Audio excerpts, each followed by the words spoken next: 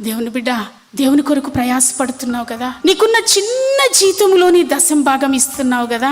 మనం చేసిన త్యాగం ఎప్పుడూ దేవుడు మర్చిపోడు. ఆలోచించి వ్యర్థంగా కష్టపడ్డా, నా బలాన్నంతా దేవుని సేవకే ఖర్చు పెట్టా, నాకున్న ఆస్తినంతా దేవుని సేవకే ఖర్చు పెట్టా, ఏది నాకేమొచ్చింది, ఏమీ రాలేదే అని అనుకుంటూ ఉండగా దేవుడు మంచి ఆలోచన ఇచ్చాడు. నా కష్టానికి ప్రతిఫలం ఎక్కడుంది? దేవుని యొద్ద ఉంది. జీతం ఆయన దగ్గర ఉంది. ఆ జీతాన్ని పట్టుకుని వస్తూ ఉన్నాడు. ఎవరికి ఇవ్వడానికి? దేవుని కొరకు శ్రమ పడ్డోళ్ళకి, రాత్రులు నిద్రను చంపుకుని నిలువు మోకాళ్ళ నుండి ప్రార్థించిన వారికి, క్రీస్తు కొరకు రోషంగా బ్రతికిన వారికి బహుమానాన్ని ఇవ్వడానికంట తీసుకుని వస్తూ ఉన్నాడంట చేత్తో పట్టుకుని.